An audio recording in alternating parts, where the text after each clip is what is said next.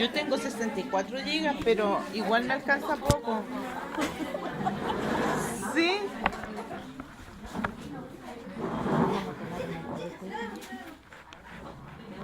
Ay, ¿qué? Si me tengo que ir con mi hija en la casa. Ah, asqueroso. Es tan puerca esta mujer. Ya, chicos. Silencio. No, apague la luz, profe. Ahí sí. No, ahí, profe. Bueno, lo que acabamos de conversar tiene que ver con diferencias funcionales del sistema simpático y parasimpático, que principalmente funcionan de manera antagonista. Lo que vamos a ver ahora son diferencias anatómicas entre ambos sistemas. Y los criterios de comparación anatómica son, primero, segmento vertebral desde donde nacen los nervios simpáticos y parasimpáticos. Porque si observamos la imagen anterior,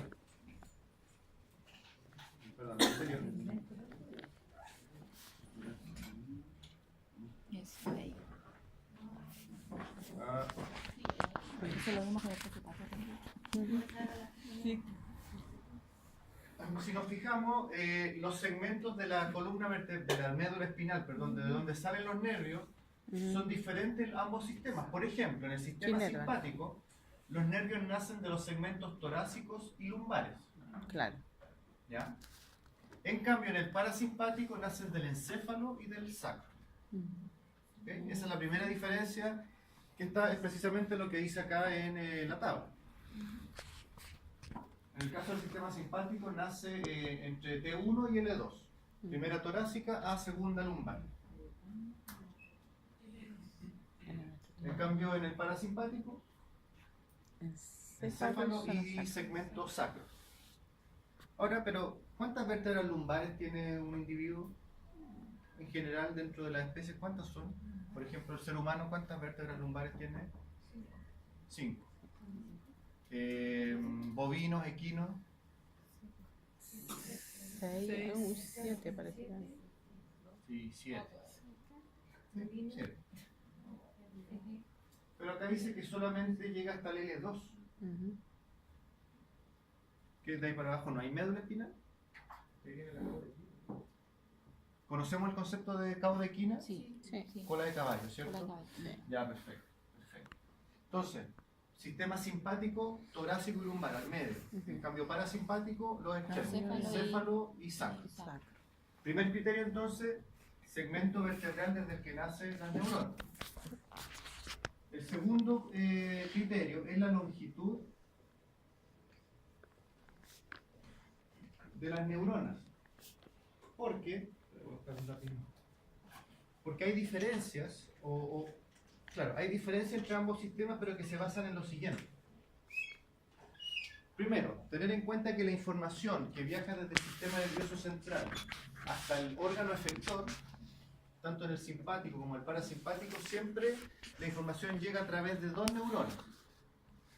Una que hace sinapsis con la siguiente. Dos neuronas. Entonces, por ejemplo,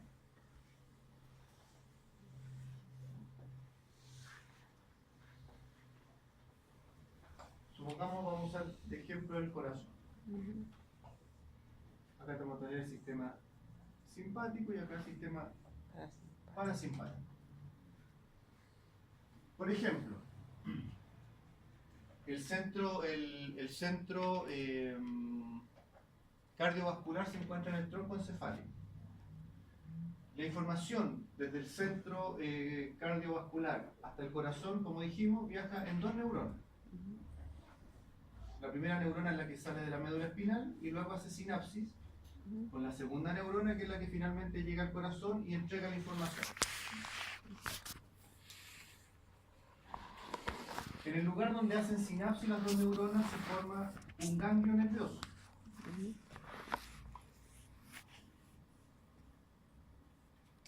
Y un ganglio nervioso es una aglomeración de tejido nervioso, sí, que generalmente está acompañado de un soma neuronal, un cuerpo neuronal.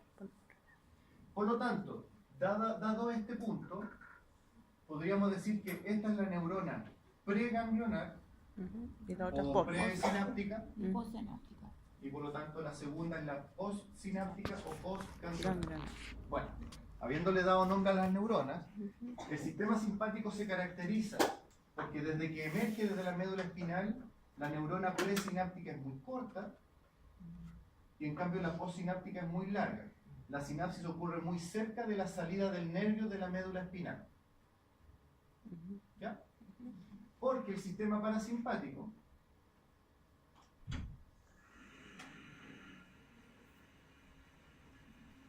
la figura es lo contrario.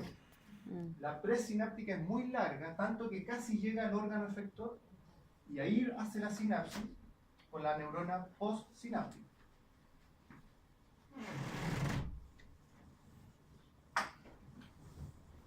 Y por lo tanto el ganglio nervioso prácticamente se ubica junto al órgano. Aquí tenemos entonces, esta es la diferencia que ocurre en la longitud neuronal entre el simpático y el parasimpático. Son solamente diferencias anatómicas, no hace que ninguno sea mejor que el otro, sino que son diferentes nada más. Ahora, yo aquí solamente grafiqué un nervio, pero uno puede entender de que todos los nervios del sistema simpático van saliendo desde los distintos segmentos, dependiendo de qué órganos van a ir inervando. Y por lo tanto, en el caso del sistema simpático, siempre junto a la médula espinal va a haber una sinapsis y por lo tanto el ganglio. Y esto es lo que hace que anatómicamente se forme una cadena de ganglios paravertebrales, que son típicos del sistema simpático. Cadena de ganglios paravertebrales, que es un poco lo que se graficaba acá. Claro. Eso es típico del sistema nervioso simpático.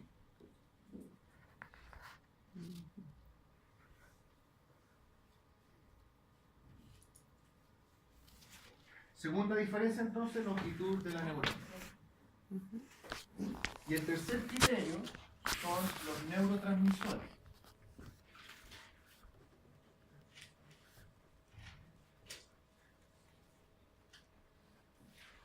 Recordemos que los neurotransmisores eran las sustancias químicas que se liberaban en la sinapsis. Desde ese punto de vista, vamos a limpiar un poco esto.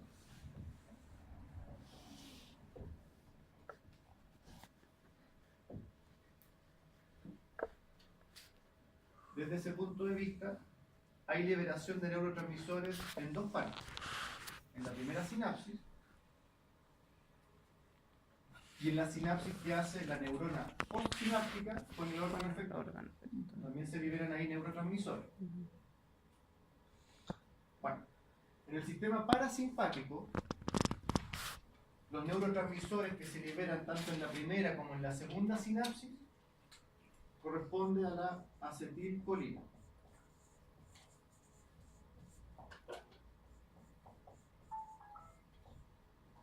Tanto el neurotransmisor de la primera como segunda sinapsis en el parasimpático es la acetilcolina. En cambio, en el sistema simpático, los neurotransmisores de la primera neurona corresponden a acetilcolina, en cambio los de la segunda neurona es la adrenalina. De ahí entonces la idea que mencionábamos de que el neurotransmisor más importante del sistema simpático es la adrenalina.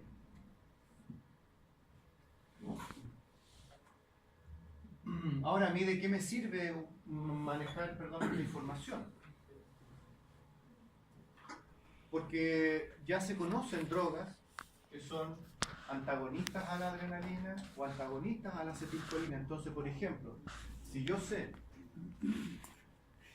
que la adrenalina genera una frecuencia cardíaca acelerada y yo quisiera bajar esa frecuencia cardíaca, administro una droga que sea antagonista a la adrenalina. Porque no puede actuar las dos, por lo tanto, si yo coloco una dosis importante, contrarresto el efecto del sistema simpático. O si yo quiero estimular la actividad digestiva, puedo colocar una droga que tenga efectos similares a la acetilcolina, que es la del parasimpático. De esa manera entonces yo puedo manejar a mi conveniencia el funcionamiento del sistema nervioso autónomo. ¿De acuerdo? Entonces, en farmacología eso van a ver cómo se utiliza de manera muy importante. ¿Ok? Entonces, diferencias funcionales del sistema, diferencias anatómicas, estos otros tres criterios. Y esa tabla principalmente lo que menciona es esto. Y bueno, y al final... Sí. Y al final recuerda con lo que partimos. Sistema simpático, casos de supervivencia, peligro, huida. Sistema parasimpático, estado de reposo. Esa es la base para partir comprendiendo de lo que se trata. Sí, la acetilcolina, ahí tenemos el resumen de los neurotransmisores que está puesto. Ya.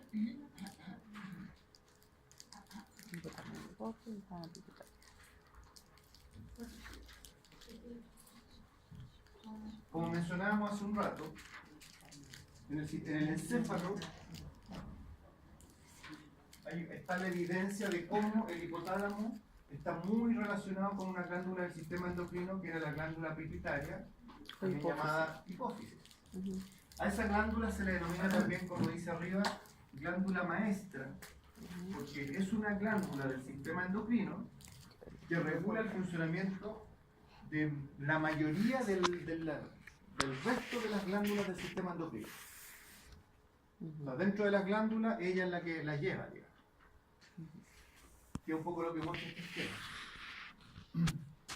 Aquí se puede notar cómo el hipotálamo tiene inervación directa sobre la glándula hipófisis y todas las hormonas que libera y que controlan y regulan el funcionamiento de la tiroides, glándula adrenal, tiroides, testículos, ovarios, glándula mamaria, útero, etc. Como ahí no se nota muy bien, vamos a ir conversándolo y vamos a ir anotándolo acá. Primero, la glándula hipófisis se divide en dos lóbulos. El lóbulo anterior y posterior. Un lóbulo posterior. El lóbulo anterior, también llamado adenohipófisis,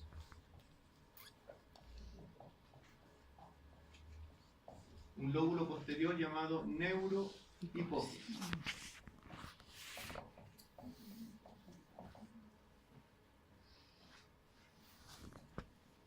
Adeno, ¿qué significa? ¿Adeno? ¿Le suena? ¿Qué significa adeno? ¿No? Adeno significa glándula.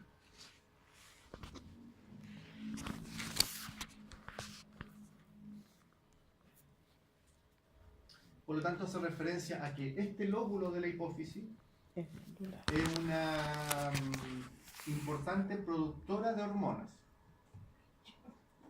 En cambio, el lóbulo posterior recibe el nombre de neurohipófisis porque primero está muy influenciado por la acción del hipotálamo que está inmediatamente arriba, y en este lóbulo no se producen hormonas, solo se almacenan las hormonas que se producen en el hipotálamo.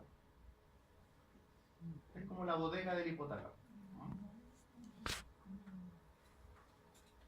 En la neurohipófisis se almacenan las neuronas, se almacenan las hormonas que se producen en el hipotálamo, en el piso de arriba.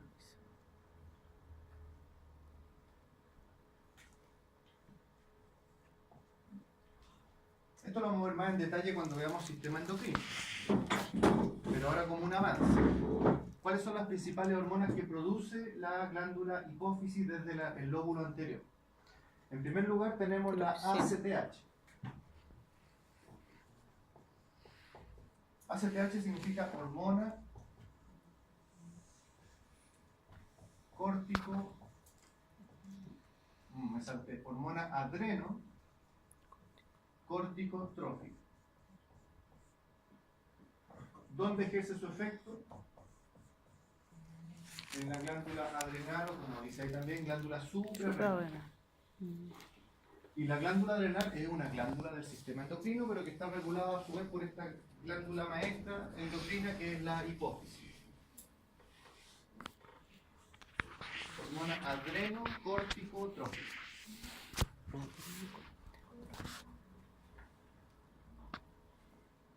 ¿Por qué recibe este nombre? Porque trófico, ¿qué significaba? Alimentar, nutrir. En este caso es como que estimula a la corteza adrenal. Porque como se ve en el esquema, la glándula adrenal tiene una corteza y tiene una médula. En este caso, la acción es solamente sobre la corteza. Lo vamos a ver en el sistema endocrino después con más detalle. Entonces, la primera hormona, la ACTH, regula el funcionamiento de la corteza adrenal. La segunda hormona es la TSH, que es la hormona tiroestimulante.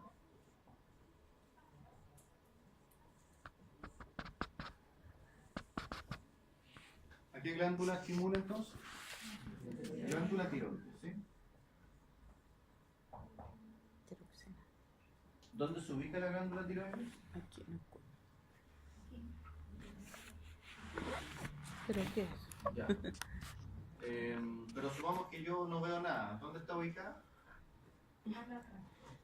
Es... A ver si... Delante de la tráquea. Como pásame el pozo. No, no. Eso que está ahí, pues. Delante de Eso. la tráquea. ¿Dónde se ubica? No, en la tráquea nomás arriba. No. ¿Y el cartílago La tiroides tráquea. dónde se ubica? Es que el cuello es todo esto. La laringe. La laringe está formada por varios cartílagos, Sí. entre los cuales está el tiroides. Sí. La glándula tiroides está sobrecubriendo, por eso tiene esta forma. Tiene como dos lóbulos que cubren, porque la Una palabra mariposa. tiroides en latín significa escudo. ¿Ok? Ya. Por eso cuando hay problemas de funcionamiento, se provoca aumento de volumen en la zona del cuello, ¿sí? Bóseo. Ya, y las hormonas de la tiroides, ¿qué regulan a su vez? ¿Para qué sirve la tiroides? ¿Para aumentar el metabolismo? Regulan el metabolismo de un individuo, exacto. Perfecto. Después dice FSH. Folículo estimulante. Perdón, hormona. Folículo estimulante. Folículo estimulante. Es que estoy medio dormida. Yo digo primero.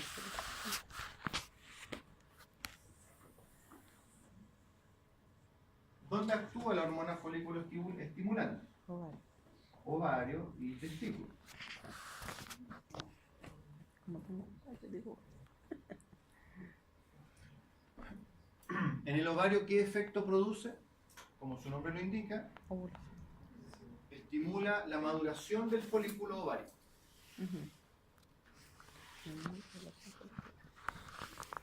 De ahí proviene el nombre. Y en el testículo,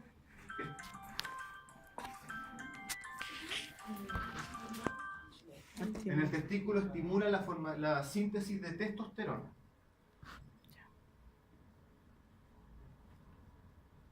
En el ovario estimula la maduración del folículo. Síntesis de testosterona. La síntesis de testosterona.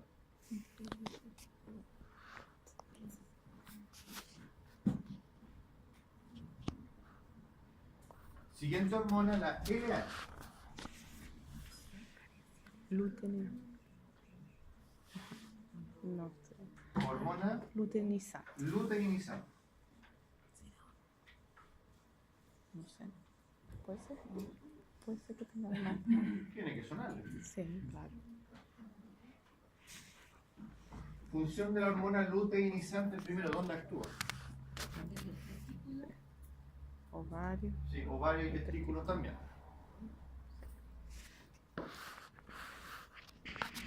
En el caso del ovario, ¿qué efecto produce? El cuerpo lúteo. Sí. O el cuerpo amarillo. No sé cómo dice. Supongamos que ese es el ovario. Sí. Primero tenemos el ovocito primario que va madurando el folículo hasta que llega un folículo maduro. Esa es la acción de la Folículo. FSH.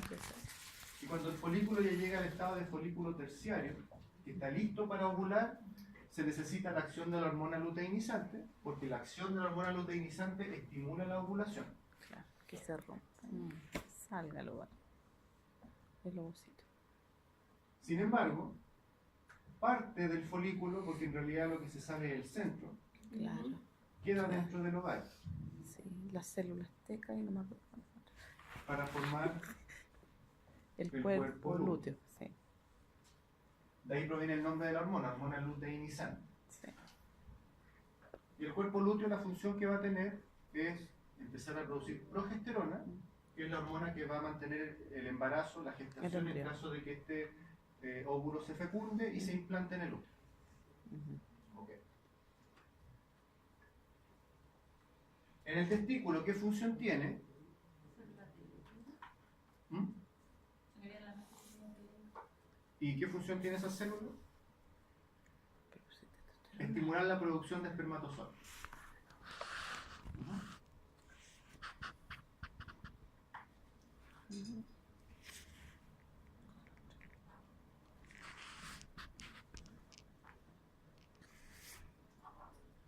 ¿Qué tipo de ovulaciones conocen?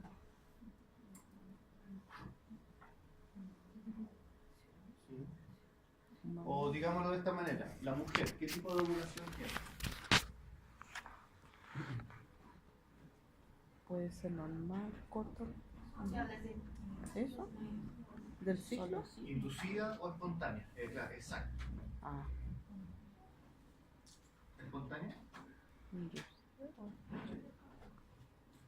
¿Qué significa que sea espontánea?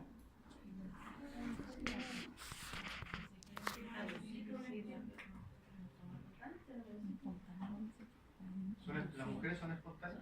Con el ciclo, tiene relación con el ciclo natural. Sí, por la inducida. Sí, es porque ocurre te ponen siempre un en un medicamento. periodo determinado del ciclo, Ujú. principalmente por estímulo hormonal, y en este caso por la hormona LH. Claro, porque precisamente existen otras especies que la ovulación es inducida, Ah, los gatos. Sí, los gatos. en el gato, ¿sí? Sí. Y ahí también se produce un reflejo. ¿Cuál es el receptor? ¿Cómo se llama? Porque para que, ¿cómo el ovario sabe que tiene que inducir la ovulación? Por las espículas. De las espículas del macho. Sí. Ya, sí, Sí, el pene del macho genera... Una espícula. Y eso, El dolor, claro. dolor. Incentiva la ovulación. Sí. Pero ¿dónde están los receptores en este caso? Ay, no. ¿Mm? En la pared de la vagina, exacto. Ahí están los receptores que bajo la presión del pene y de las espículas penianas, vía nerviosa, viajan hasta la hipófisis, sistema nervioso central, y genera lo que se llama un pic de LH. Es decir, un pic significa altos niveles en un corto periodo de tiempo. Y ahí La LH induce se libera y genera la la ovulación. ovulación. En cambio, cuando la ovulación es espontánea, este pic de LH ya viene programado por un tema de tiempo. Por los ciclos. Nada más. Ah, ya. Ahora, la ovulación inducida pareciera ser mucho más eficiente porque solo va a ocurrir si es que la hembra es montada por el macho. Claro. Entonces, que es cuando efectivamente necesito que esté el óvulo funcionando. Ya, perfecto, perfecto. Después de la LH tengo otra hormona que se llama prolactina. No la leche.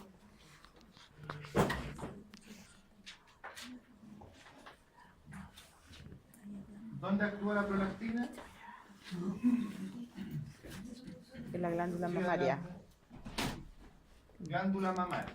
Y como su nombre lo indica, su función es Estimular la salida de leche. ¿No? más que la Fabricar. Fabricar porque la oxitocina es la. Sí. Sí, eso. Fabricar está bien, pero síntesis. Sí, sí, sí. La síntesis láctea, ¿sí? Perfecto.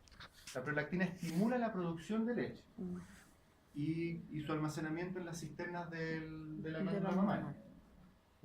Perfecto. Después tenemos la GH, que es la hormona del crecimiento.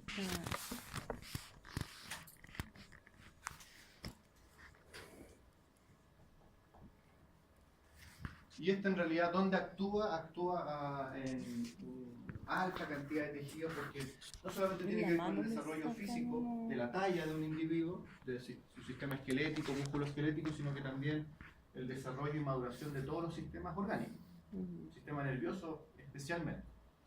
¿Qué pasa si hay deficiencia de hormonas del crecimiento? No crece. Sí, enanismo. Enanismo. El cual si se ve acompañado de un pobre desarrollo del sistema nervioso, aparece el enanismo asociado al cretinismo. Esos los enanitos que parecen niñitos. O sea, no es que sean más enanos todavía. No, hay unos que parecen formas de niñitos y hay otros que son como enanitos.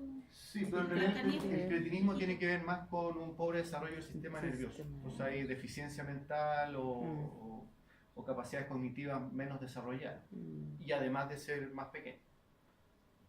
Pero también hay enanos, y enanos en el sentido biológico de la palabra, que tienen un desarrollo nervioso perfecto, son más que normales, son notables, digamos, igual que cualquier otro individuo. Solo el problema es el tamaño, la talla. Los Si huesos hay un largos, exceso no de hormona del crecimiento, gigantismo. ya, gigantismo, ¿sí? Sí. Pero no se trata solo de un individuo muy alto, Ujú. porque en general tiende a ser un individuo de una talla mayor, pero con cierta desproporción, Ujú. en que las manos tienden a ser muy grandes, los pies muy grandes, y los huesos planos de la cara y del cráneo también muy desarrollados. Entonces son mentones muy anchos, frentes muy anchas. Prominente, ajá. ¿Sí? Entonces,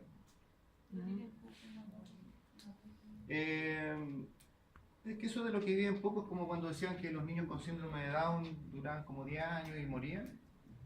En realidad la calidad de vida, la expectativa de vida, perdón, ha aumentado mucho en todo aspecto. Claro. Lo que pasa es que además pueden haber otro tipo de afecciones internas que no se ven. Un corazón que no sea lo suficientemente fuerte para Tan grande. irrigar a un organismo Irrigar tan tan grande, por grande, ejemplo, claro.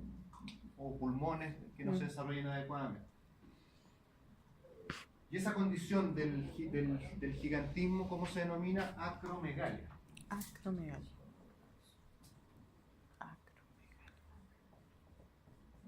¿Y del enanismo cómo es? Porque mega es grande, acro No solamente no. Es como color. acrofobia Ujú. o una acrobacia. Altura. Acro es altura.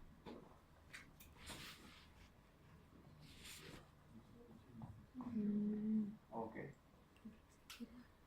Y finalmente nos quedan dos hormonas, pero que estas dos hormonas son producidas por el, vamos a borrar acá, por la o en realidad, perdón, no es que se produzcan en la neurohipófisis, sino que son producidas en el hipotálamo, pero almacenadas en la neurohipófisis. La noradrenalina. Son del lóbulo posterior. Tenemos en primer lugar la oxitocina,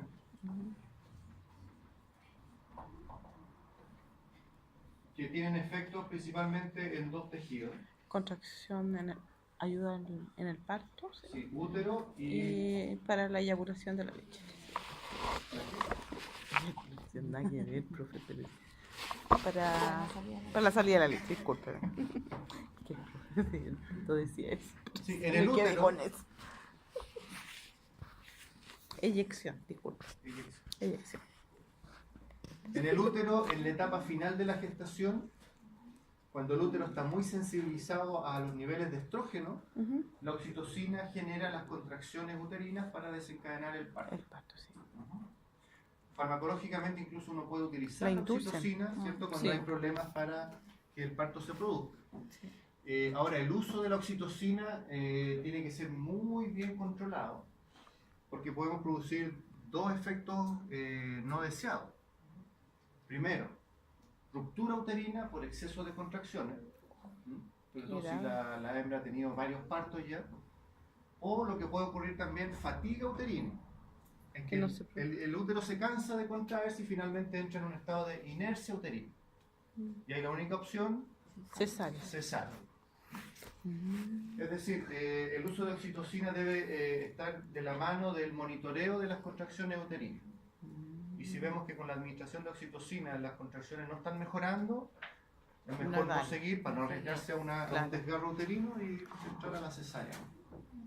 Del mismo modo, nunca usar oxitocina si el cachorro ya está asomado en el canal de parto. Pero bueno, oxitocina entonces en el útero estimula las contracciones y en la glándula mamaria, como bien dijeron, Eyección. la eyección. Dije otra cosa. Sí, la expulsión de la leche, ¿sí? La eyección.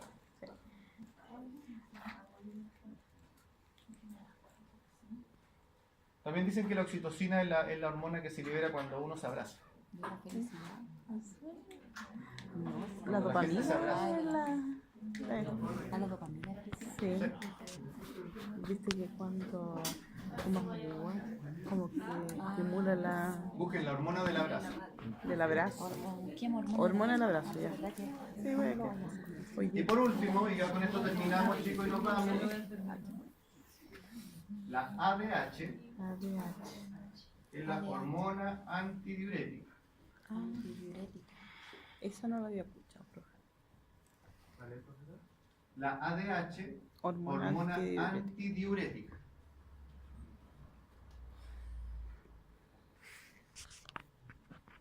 Yo esa no lo conocía. El concepto de diuresis, ¿qué significa? Orina. Orinar, ¿cierto? Por lo tanto, la función, primero, ¿dónde actúa la hormona antidiurética? La vejiga, ¿no? En No, los los riñones. Los riñones, sí. Riñones. Sí. Ahí, en los riñones. En Su los función riñones. es la reabsorción de agua desde los riñones hacia la sangre. Sí, es con el almuerzo. De los riñones hacia la sangre. Sí. Ya.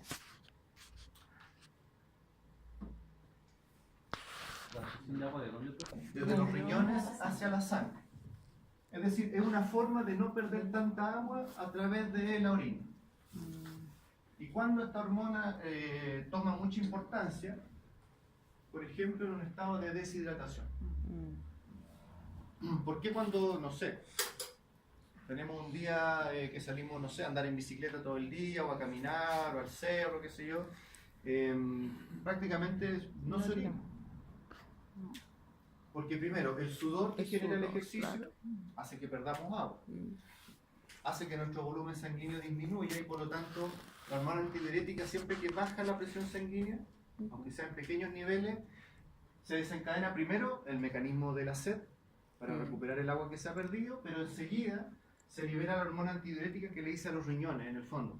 ¿Sabes? Que estamos bajando los niveles de agua en la sangre, en vez de orinar 100 ml, orinemos 50 nomás. ¿Y cómo logro eso? Reabsorbiendo el agua que normalmente se iría por la orina, se empieza a reabsorber desde los riñones de vuelta hacia la sangre. Y por lo tanto es una forma de reciclar el agua, digámoslo así. ¿Okay? La función de la hormona antidiurética entonces es. Y por eso el efecto, y por eso el nombre de la hormona, el efecto visible es que el individuo orina menos o prácticamente no orina.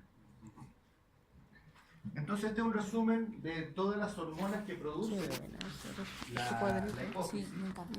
Ya cuando veamos entonces veamos el capítulo del sistema endocrino, ya vamos a entrar en el detalle. ¿Qué hormonas produce la corteza adrenal? ¿Qué efectos tiene? ¿Cuáles son los estímulos para que esta glándula genere hormonas? ¿Cuál es el estímulo para que no produzca hormonas? Así vamos a ir estudiando cada uno de ellos. ¿Ya? Ya, vamos. Ya. O sea,